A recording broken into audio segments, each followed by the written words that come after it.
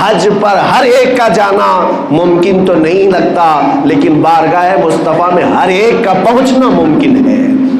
اسی طرح کی ایک بات میں آپ کو بتاؤں، سچی طلب ہے، سچی تمنا ہے تو تمہاری روحیں وہاں پر حاضری دیا کرتی ہیں، حاضری دیا کرتی ہیں۔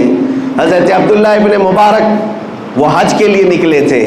حج کے لیے اس وقت جب نکلتے تھے تو پیدل ہوتے، قافلوں پر جاتے، اونٹ اور گھوڑے کے سفر ہوتے۔ حضرت عبداللہ ابن مبارک سفر کے لیے نکلے خراسان سے، اور درمیان راستے میں ان کا قافلہ چل رہا تھا، ایک جگہ پر ان کا پڑاؤ ہوا رات کو، اور صبح جب بیدار ہوئے تو آپ اٹھ کر کے دیکھتے قریب میں ایک کچرا کا پورا کوڑا دان جہاں پر لوگ کچرے لا کر پھینکتے ہیں، ایک گڑھا تھا، وہاں پر ایک چھوٹی 8 سال کی بچی بیٹھی کچرے میں کچھ ڈھونڈ رہی تھی۔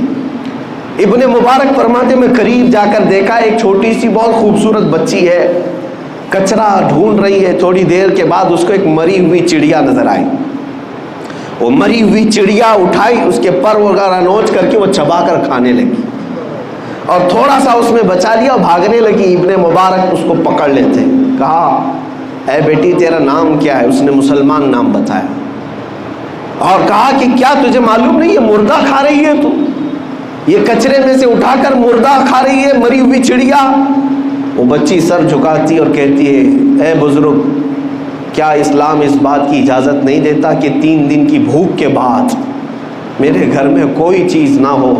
میرا ایک معذور بھائی میرے گھر کے اندر سویا ہوا ہے، اور میں بھوک کی شدت کی وجہ سے 3 دن کے بعد اگر مری ہوئی چڑیا کھاؤں تو کیا اسلام اس کی اجازت نہیں دیتا؟ ابن مبارک کا دل سہم گیا۔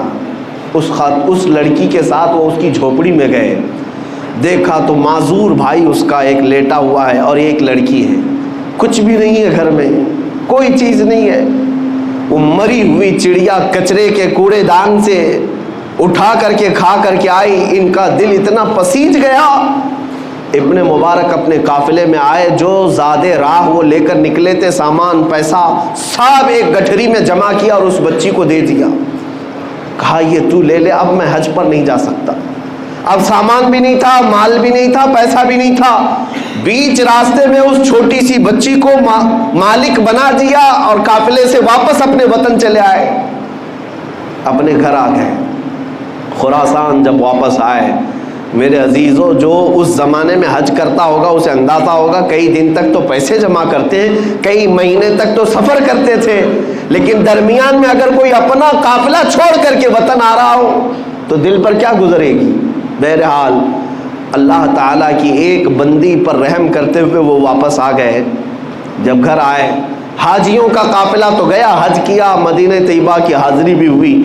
وہ مہینوں کے بعد جب واپس آئے اپنے وطن، جو حاجی گئے تھے، گاؤں والے استقبال کے لیے کھڑے تھے، سبوں نے استقبال کیا، حاجی آئے ہوئے ہیں، حج سے آئے ہیں۔ تو ان حاجیوں کے استقبال کے بعد لوگوں نے پوچھا حج کیسا ہوا تمہارا؟ حج کی کچھ اپنی کاروائیاں بتاؤ، کیسا حج کیا؟ وہ جو حاجی گئے تھے وہ کہنے لگے کیا کہنا ہمارے حج کا، عرفات میں تو ہم عبداللہ ابن مبارک کے ساتھ دعا کر رہے تھے، مزدلفہ میں عبداللہ ابن مبارک نے ہماری امامت کی ہے، کنکریاں ہم نے ان کے ساتھ ماری ہے، بارگاہ مصطفیٰ صلی اللہ علیہ وسلم میں جب ہماری حاضری ہوئی عبداللہ ابن مبارک جیسا امام ہمارے ساتھ تھا، تو حاضری کا کیا کہنا؟ ہر حاجی عبداللہ ابن مبارک کا نام لے رہا ہے۔ تو گاؤں والے تھے، پریشان تھے، حج کے دنوں میں تو عبداللہ ابن مبارک یہیں تھے، حج گئے نہیں، اور ہر حاجی کہہ رہا ہے کہ ہمارے ساتھ عبداللہ ابن مبارک، یہ کیا ماجرا ہے؟ لوگ آئے اور ان سے پوچھنے لگے عبداللہ ابن مبارک سے، کہا کہ یہ حاجی تو سب کہہ رہے ہیں مینا میں، عرفات میں، مزدلفہ میں آپ تھے، بارگاہ مصطفیٰ میں وہ آپ کے ساتھ تھے۔ عبداللہ ابن مبارک رونے لگ گئے، آنکھوں سے آنسو آئے، اور کہتے ہیں میرا رب بڑا کریم ہے، میرا رب بڑا کریم ہے، میں نے اس کی بندی پر رحم کیا کیا، میری شکل کا فرشتہ اللہ نے حج کے لیے بھیج دیا۔ وہ ابن مبارک کی شکل کا فرشتہ تھا جو ان کی طرف سے ارکان حج ادا کر رہا تھا، بارگاہ مصطفیٰ میں حاضری بھی دے رہا تھا۔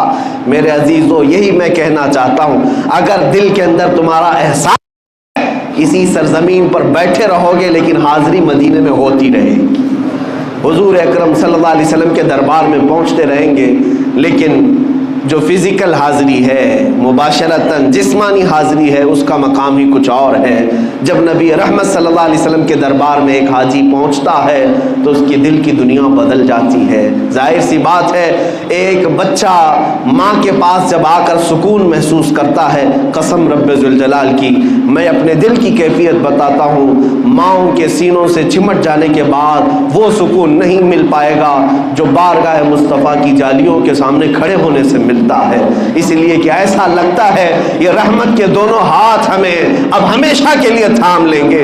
दुनिया के हर कांटे से, हर बला से यहाँ पर हमारे लिए हिफाजत है। अल्लाह तबारक व तआला आप सबको बार बार बारगाह मुस्तफ़ा की हाज़िरी नसीब फरमाए। हज बैतुल्लाह आप सबको भी अल्लाह ताला अता फरमाए। अज़ीज़ान गिरामी वक़ार, मैं आखिरी ये मैसेज ज़रूर दूंगा कि अगर नहीं जा सके उम्रा पर, हज पर, तो तमन्ना तो रखो, लेकिन जब भी रात आए, जब भी शब होने लगे या गुनाह सताने लगे, तो ऐसा ना करना कि डॉक्टर के पास भागते रहे, दिल का इलाज करते रहे, बीपी शुगर तो बढ़ता ही रहा लेकिन रूह बीमार होती रही। ऐसा नहीं, जब गुनाह ज्यादा हो जाएं तो मेरे अजीज़ो तन्हाई में बैठो और मेरे मुस्तफ़ा को याद करो। बारगाह मुस्तफ़ा में हाज़िरी दे करके यूँ कहो, या रसूल अल्लाह, बद हैं तो आपके, भले हैं तो आपके, टुकड़ों पे यही के पले हैं, रुख किधर करें। और रात के वक्त तन्हाई में हमारे बुजुर्गों ने हमें यही दर्स दिया है कि एक बार यूं कह देना, मैं मुजरिम हूँ आका मुझे साथ ले लो, मैं मुजरिम हूँ आका मुझे साथ ले लो, कि रस्ते में है जा बजा थाने वाले, चमक तुझसे पाते हैं सब पाने वाले, मेरा दिल भी चमका दे चमकाने वाले। बारगाह मुस्तफ़ा में जिस दिन तुम्हारी ये आवाज़ लग जाएगी इंशाअल्लाह, वो मदीने वाले इतने गैरतमंद हैं, इतने गैरतमंद हैं कि इमाम शरफुद्दीन बूसीरी को जब लकवा हो गया था, फालिज हो गया था, उन्होंने रात को सोने से पहले गम में ये अशार लिखे थे, मौला यसल्ली वसल्लिम दाइमन अबदा अला हबीबिका खैरिल खल्क़ि कुल्लिहिम।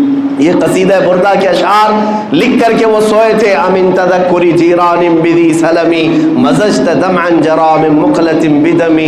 लेकिन मुक़द्दर जागा, ख्वाब में मेरे आका तशरीफ़ लाए और ख्वाब में ही इमाम बूसीरी के जिस्म पर हाथ फेरा और अपनी एक चादर अता की। शरफुद्दीन बूसीरी कहते हैं, सुबह जब मैं उठा तो देखा ना मुझे लकवा है, ना फालिज है, ना पैरालाइज है, मैं सही सलामत हूँ। और ख्वाब में मेरे आका ने जो चादर दी थी वो मेरी गोद में अभी भी पड़ी हुई थी।